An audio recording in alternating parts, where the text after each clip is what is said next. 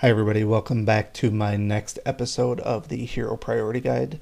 Today I'm going to be taking a look at the Dark Heroes. And right off the bat, I'm going to say this one was a little bit tougher because in general the Dark Heroes tend to be pretty powerful. A lot of them have a lot of really good useful skills. So just looking at this first page here, it was difficult to try and categorize them into different groupings as far as who's the best and who's the worst. The only thing that I could really say with certainty as far as the Dark Heroes go is that Balog is the worst. And I'm sure there's plenty of other people out there that would say as far as purple, Balog just does not cut it on many different levels. As far as the top three heroes, in my opinion, this is getting a little bit outside of the notion of priority, but the three heroes I think that will get you the most as far as utilization in the game, both in PvP and PvE, are going to be Shade, Cobalt, and Zom. And arguably, Shade might be one of the single most powerful heroes in the game right now, so we can't overlook that, even the fact that he is a VIP character. So we're actually going to see how that shakes out in terms of priority goes. And because he's a VIP, we know that he's not going to be easy to get. So is it going to be high on the priority list? We'll have to wait and see here. And then Cobalt and Zom both have very high utility. And then as far as the middle five and bottom five, like I said, it was hard to categorize who's going to be in what. But the middle five, all five of these guys are great heroes in my opinion. And they just happen to fall in the middle of the pack here. The bottom five, most of those have kind of fallen by the wayside, and they're not the greatest by themselves. Each of them has their own little instance where they're useful, but as far as the overall campaign and usefulness, they do fit the mold of the bottom five. So with that said, I actually, in the interest of scientific consistency, I'm going to maintain the same formulas that I use for the water heroes. I'm going to do that through the first five elements.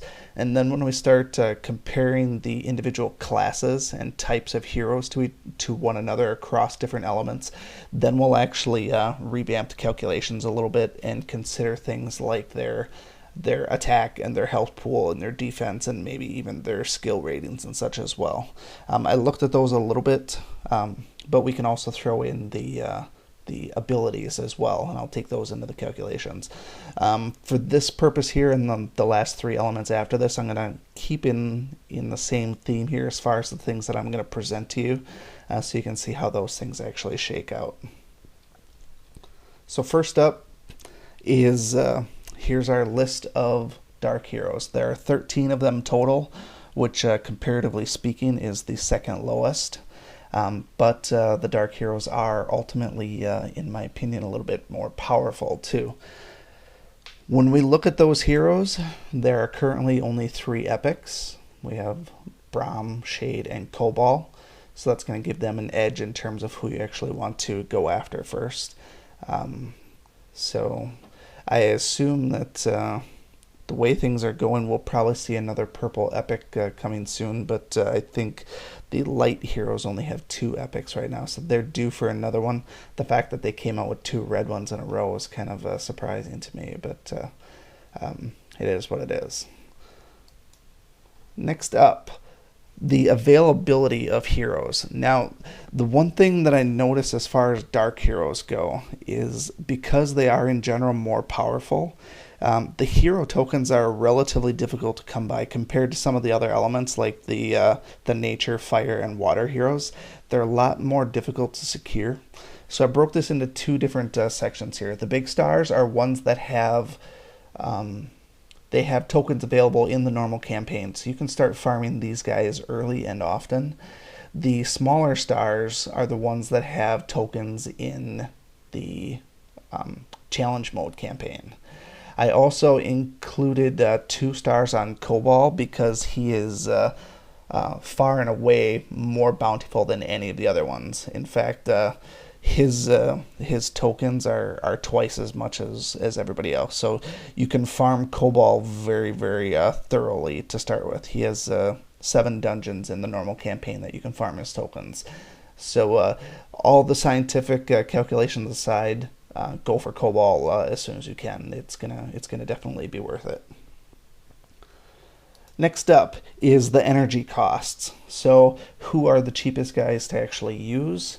It's no surprise that Shade is up there. Shade is quite useful, and it actually only takes a few turns for him to get to all of his abilities, which is why he's so useful in PvP. But that can't be overlooked in PvE either. And when you got guys who have routine energy, that's easy to use. The one thing that I didn't include on here is Cobalt. Really, Cobalt probably should have gotten like 3 stars here, because if you rune him accordingly, he's basically self-sufficient on energy, and he's going to gain his own energy back. So it's almost like he has sort of infinite energy. So he really does kind of stand out there. But other ones to consider, Overlord. Overlord for a tank has great energy usage, and plus he's got himself a self-heal and a taunt, which not a lot of tanks actually do. So that's actually good for him. And then Zom, I don't need to praise Zom. He's obviously awesome in his own right. Okay, looking over the traits. So remember I said in the water video that in general, the more traits a hero has, the better it makes them. So again, Shade and Zom, they have a lot of traits involved, so obviously they're going to be better heroes. And Ponti is actually pretty high in traits as well. In fact, these 3 guys here are tied for the most number of traits in the game. I've analyzed every single hero in the game, and currently no hero has more than 7 or 6 traits. And these 3 guys all have 6 traits themselves. So until a hero comes out that has 7 traits, these guys are, top of the bunch as far as those are concerned. Okay, looking over the traits that impact everybody. So we got some major players here that we've seen many times in both PvE and PvP. Braum, Cobalt, Ponti, and Kozar all have direct traits that are going to impact no matter who's on their team. They have a trait that's going to benefit them. On the flip side of that, heroes that only have traits that benefit certain people. I kind of went with a different notation on this one because the Dark heroes were kind of peculiar on that front. And so what I did is, remember I said the Dark heroes are in general pretty powerful, comparatively speaking. The 2 that stand out the most, Zom and Malice, actually have 2 sets of traits that impact specific groups of heroes. The other 3 guys, Braum, Shadow, and Darius, actually are the only 3 that don't have a set of traits that impact only a specific group. Now remember, Braum actually was on the previous one where he actually did have a trait that affected everybody, but Darius and Shadow are pretty weak when it comes to traits in general. In fact, Shadowblade only has 3 traits and Darius only has 4 traits, and none of them actually benefit anybody. The ones that I didn't note in here, so pretty much everybody else, they actually all have 1 additional trait that would benefit at least one type of a person. So just to put out an example of what that might be, for example, Cobalt. Cobalt has a trait that says all Dark allies start with additional energy. So that doesn't affect everybody, but it does help specific groups. And so every one of those people that isn't marked has a trait like that. So that's how I marked this one here. So where does that actually leave us then as far as the end results go? And the end results were a little bit surprising to me, and what this ultimately suggested is comparing individual heroes within a particular element is going to be more of a whimsical nature in my opinion. I'm going to continue with the series and do all 5 elements, but some of these just don't really match up to where you'd expect. So if we look at the overall breakdown here, Cobalt was far and away the best hero. He was leader of the pack in a bunch of different areas. He's easy to get, he's easy to level up and earn those stars, and plus he's epic, and plus he has a lot of stuff that benefits his fellow teammates. Shade was a solo number 2. No surprise there because he's just an all-around great hero. And then rounding out the top four was Zom and Ponti, both 2 great heroes in their own right. Middle of the pack, Braum, Overlord, Kozar, and Dagron, all decent heroes in their own right. Some people would say Kozar would be much higher, and Overlord maybe much lower. The biggest shocker on here was that Darius was actually in the bottom two as far as purple heroes go. And that actually was for a couple of reasons, really. She has a relatively high energy cost. She doesn't have any beneficial traits, and there's no real availability for her tokens. You have to get them in specific places. So I was kind of expecting Balog to be the bottom of the barrel as far as heroes go, so that wasn't necessarily the case.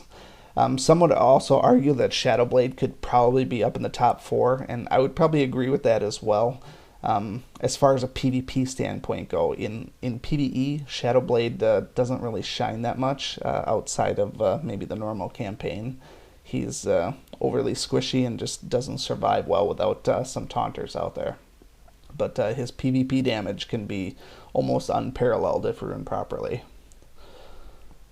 So let me know what you think as far as the end results go. I would love to get some additional feedback. And then if you have a preference on what element we'll do next, feel free to leave those in the comments. And then also, if you're looking categorically speaking, if you have any specific ones you'd like to compare or just a pool of heroes you'd like to compare, let me know. Otherwise, I'm going to be comparing warriors, demons, tanks, things like that. So I'm going to go through all the different types of heroes and compare them and do the same type of analysis, but with more in-depth statistics and calculations. So with that said, thanks for watching and stick around for the next episode. Thanks.